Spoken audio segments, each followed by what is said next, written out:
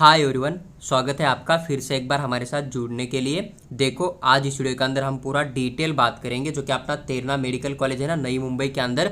तो उसका एमबीबीएस का 85% स्टेट कोटा का राउंड 1 प्लस राउंड 2 का कैटेगरी के हिसाब से, SML number, all India rank and NEET score के हिसाब से जनरल कोटा, जहां पर कि मेल्स एंड फीमेल्स दोनों का अलॉटमेंट होता है और कुछ सीट जो है गर्ल्स के लिए वैकेंट होती है ना, तो उस कोटा का भी कट ऑफ क्या रहा था एमबीबीएस का लास्ट ईयर का 2024 का, तो उसके बारे में डिटेल चर्चा करेंगे। और आपको राउंड 1 प्लस राउंड 2 का ही कट ऑफ क्यों लेके चलना है ना, उसके बारे में भी लास्ट में मैं आपको पूरी जानकारी शेयर करूंगा कि आपको राउंड 1 राउंड 2 का ही कट ऑफ जो है क्यों लेके चलना है, और इसके अंदर में आपको एसएमएल नंबर लेके चलना है, ऑल इंडिया रैंक लेके चलना है, फिर नीट स्कोर लेके चलना है ना, वो भी शेयर करूंगा। देखो, सबसे पहले अगर हम बात करें यहाँ पर जो कि अपना एससी कैटेगरी है, एससी कैटेगरी के बारे में अगर हम बात करें यहाँ पर, तो जो अपना जनरल कोटा है उसके थ्रू एसएमएल नंबर अगर देखा जाए तो लगभग आपको यहाँ पर 12,220 नजर आ जाएगा। ऑल इंडिया रैंक की बात करें तो लगभग 1,34,808 आपको नजर आ जाएगा। वही नीट स्कोर की बात करें तो 552 आपको यहाँ पर साफ साफ देखने को मिल जाएगा। देन एससी कैटेगरी के अंदर जो गर्ल्स के लिए सीट होती है ना, जहां पर कि बॉयज को अलॉटमेंट नहीं होता है, उस कैटेगरी की सीट जो है उस कैटेगरी के सिर्फ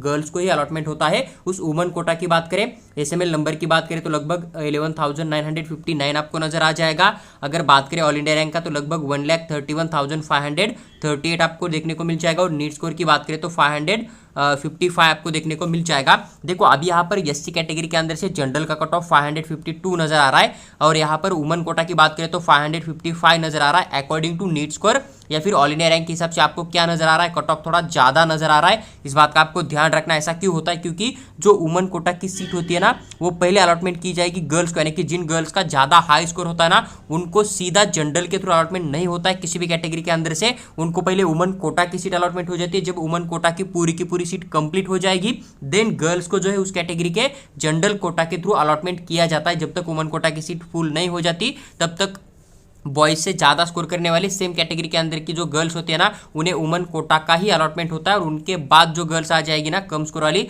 तो उनको फिर बॉयज के साथ जिनका स्कोर ज्यादा होगा उन्हें जनरल के थ्रू अलॉटमेंट किया जाएगा। तो इस तरह से प्रोसेस होता है। इसलिए कई कैटेगरी के लिए आपको वुमन कोटा का कट ऑफ ज्यादा नजर आ जाएगा as compared to the general. इस बात का आपको ध्यान रखना है। देन उसके बाद अगर हम बात करें यहाँ पर नेक्स्ट अपना जो एसटी कैटेगरी है, एसटी कैटेगरी के बारे में अगर हम एसटी कैटेगरी के अंदर से जनरल कोटा की बात करें, एसएमएल नंबर की बात करें तो लगभग यहाँ पर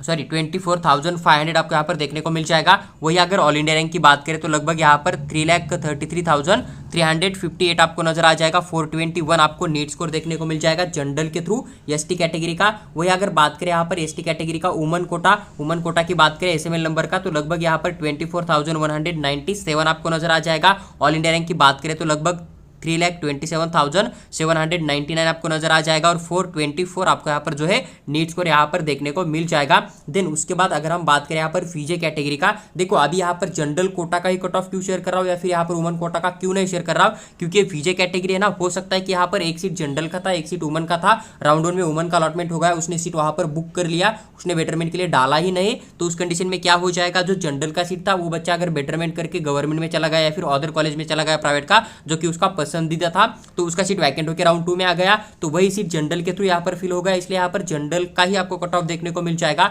और मेन रीजन यही है जो कि मैंने आपको शेयर किया था ना, कि जो राउंड 1 प्लस राउंड 2 का ही कट ऑफ आपको यहाँ पर all India rank expected cut off लेके चलना है। बाकी जो थर्ड राउंड होगा या फिर फोर्थ राउंड का नहीं लेके चलना है। तो क्यों बोला था?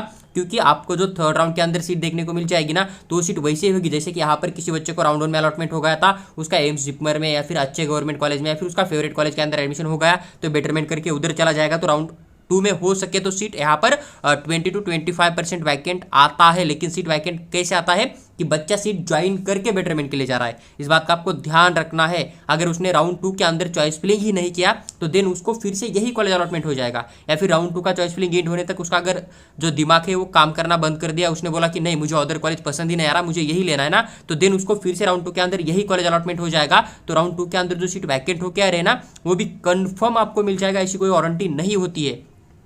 वही अगर थर्ड राउंड की बात करें तो आपका 90 से लेकर 95% सीट जो है ना आपका यहाँ पर सेकंड राउंड तक ही कंप्लीट हो रहा है। थर्ड राउंड के अंदर उन्हीं बच्चों का सीट आपको वैकेंट नजर आ जाएगा। जैसे कि मान लीजिए मुझे कोई कॉलेज अलॉटमेंट हो गया SSPM सिंधुदुर्ग वाला या फिर DNY तासगांवकर वाला या फिर कोई भी कॉलेज XYZ नाम का, और वहां पर मेरे पास डॉक्यूमेंट नहीं है पूरे के पूरे, कोई डॉक्यूमेंट गलत बनाया हुआ है, कोई एक्सपायर हुआ है या फिर डॉक्यूमेंट के अंदर कोई मिस्टेक है, या फिर वहां पर जो कॉलेज फीस मांग रहा है वो फीस पूरा का पूरा मेरे पास नहीं है, उस कंडीशन के अंदर ही, या फिर जब मैं काउंसलिंग का एप्लीकेशन फॉर्म फिल कर रहा था मुझसे कोई गलती हो गई तो उस गलती की वजह से मुझे कॉलेज रिजेक्ट कर देगा ना, तो वहां से जो बच्चों को एडमिशन नहीं दिया जाएगा उनके ही सीट जो बचे हुए आपको 5% या फिर 2% सीट आपको थर्ड राउंड के अंदर देखने को मिल जाएगा। यानी कि थर्ड राउंड के अंदर आपको जो अलॉटमेंट होगा वो बहुत ज्यादा लकीली होता है, इस बात का आपको ध्यान रखना है। लास्ट ईयर थर्ड राउंड का प्राइवेट कॉलेज का कट ऑफ नीचे गया था या फिर गवर्नमेंट कॉलेज का भी रीजन यही था कि थर्ड राउंड के अंदर ही नए 10 कॉलेज पार्टिसिपेट किए थे, इसलिए उस 10 कॉलेज के अंदर 100% सीट जो है थर्ड राउंड के लिए वैकेंट था, क्योंकि वो राउंड 1 राउंड 2 में नहीं थे, थर्ड राउंड में ही आए थे,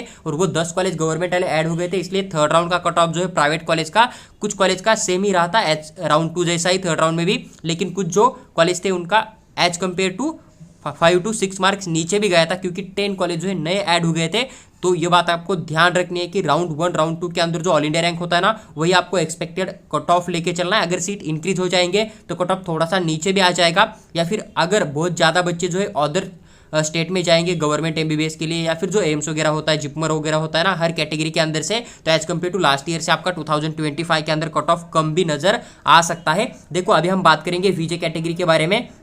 अगर यहाँ पर हम बात करें यहाँ पर जनरल के थ्रू SML नंबर तो लगभग 8127 नजर आ जाएगा। ऑल इंडिया रैंक की बात करें तो 89,398 देखने को मिल जाएगा। नीट स्कोर की बात करें तो 589 आपको नजर आ जाएगा। वही अगर बात करें हम यहाँ पर NTB कैटेगरी के बारे में, NTB का जनरल के थ्रू अगर SML नंबर देखा जाए तो 9636 नजर आ जाएगा। अगर ऑल इंडिया रैंक की बात करें तो 1,05,179 नजर आ जाएगा। 576 आपको यहाँ पर NTB कैटेगरी का नीट स्कोर देखने को मिल जाएगा। देन उसके बाद NTC कैटेगरी की बात करें तो यहाँ पर जनरल का कोई भी डाटा नहीं है, आप अलॉटमेंट लिस्ट जो है यहाँ पर इस SML नंबर को डाल के चेक कर सकते हो, आपको वहां से थोड़ी हिंट मिल जाएगी कि राउंड 1 का कितने पे क्लोज हुआ था। अगर बात करें वुमन कोटा का NTC के अंदर रहते तो 5100 आपको SML मिल जाएगा। ऑल इंडिया रैंक की बात करें तो लगभग यहाँ पर 59,350 नजर आ जाएगा। नीट स्कोर 616 आपको देखने को मिल जाएगा। अगर आप थर्ड राउंड के लिए इसको लेके चल रहे हैं ना तो 5 मार्क्स आपको नीचे लेके चलना है, इस बात का ध्यान रहे। और क्यों लेके चलना है, बस प्राइवेट कॉलेज के लिए, क्योंकि जो ऊपर आपने देखा था कि थर्ड राउंड के अंदर 10 नए गवर्नमेंट कॉलेज ऐड हो गए थे और उनकी 100% सीट वैकेंट थी। उसके बाद NTD की बात करें तो NTD कैटेगरी के लिए जनरल के थ्रू 425 SML नजर आ जाएगा। अगर बात करें ऑल इंडिया रैंक का तो लगभग 47,645 आपको देखने को मिल जाएगा और 627 आपको यहाँ पर जो है NTD का नीट स्कोर नजर आ जाएगा। OBC कैटेगरी की अगर हम बात करें तो यहाँ पर जनरल के थ्रू बात करें तो लगभग 3,980 आपको SML मिल जाएगा। ऑल इंडिया रैंक की बात करें तो 47,167 नजर आ जाएगा। 628 आपको यहाँ पर जनरल के थ्रू कट ऑफ देखने को मिल जाएगा नीट स्कोर। उसके बाद OBC कैटेगरी के अंदर से वुमन कोटा की बात करें तो आपको यहाँ पर 3,895 आपको SML नंबर नजर आ जाएगा। ऑल इंडिया रैंक की बात करें तो 46,256 नजर आ जाएगा और 629 आपको यहाँ पर जो है नीट स्कोर साफ साफ देखने को मिल जाएगा। उसके बाद EWS कैटेगरी की बात करें तो जनरल का साथ ही साथ वुमन का कोई भी कट ऑफ प्राइवेट के अंदर नहीं होता है। ऐसा क्यों होता है, क्योंकि EWS कैटेगरी के लिए सीट जो रिजर्वेशन होती है ना वो जस्ट गवर्नमेंट के अंदर होती है, बाकी प्राइवेट के अंदर इनको जो ओपन कैटेगरी की सीट है ना वही अलॉटमेंट किया जाता है। और यहाँ पर आधा फीस जो है गवर्नमेंट पे करेगा, आधा आपको पे करना आता है अगर आपके पास EWS का बेनिफिट है तो। लेकिन आपको सीट अलॉटमेंट के लिए जनरल कैटेगरी की जो सीट होती है ना उसमें से आपको सीट अलॉटमेंट किया जाता है। कोई भी स्पेशल सीट जो EWS के लिए प्राइवेट कॉलेज के अंदर या फिर सेमी गवर्नमेंट कॉलेज के अंदर किसी भी मेडिकल कोर्स के अंदर नहीं होते, इस बात का आपको ध्यान रखना है। ACBC जो नया रिजर्वेशन आया था ना उसकी बात करें तो जनरल के थ्रू लगभग 4,409 आपको SML नजर आ जाएगा। ऑल इंडिया रैंक की बात करें तो 50,062 आपको नजर आ जाएगा। 623 आपको यहाँ पर जो है कट ऑफ देखने को मिल जाएगा, थोड़ा सा कम गया था एज कम्पेयर टू NTD या फिर जो भी अपनी OBC कैटेगरी है या फिर जो भी अपना ओपन कैटेगरी है उसके हिसाब से। उसके बाद अगर बात करें वुमन कोटा के लिए तो लगभग 4,155 आपको नजर आ जाएगा। अगर बात करें यहाँ पर ऑल इंडिया रैंक का तो लगभग 49,371 नजर आ जाएगा और 625 आप यहाँ पर नीट स्कोर जो है लास्ट ईयर का लेके चल सकते हो। इस साल मुझे लग रहा है कि बहुत ज़्यादा नीट स्कोर जो है आपको कम नजर आ जाएगा, इसलिए आप यहाँ पर 100% ऑल इंडिया रैंक को ही एक्सपेक्टेड कट ऑफ लेके चल सकते हो। मतलब इतना अगर ऑल इंडिया रैंक आपका आ रहा है ना तो आपको आंख बंद करके ये कॉलेज जो है यहाँ पर एकदम 110% मिल ही जाएगा। लेकिन अगर आप वही थर्ड राउंड का कंसीडर करके चलोगे ना ऑल इंडिया रैंक,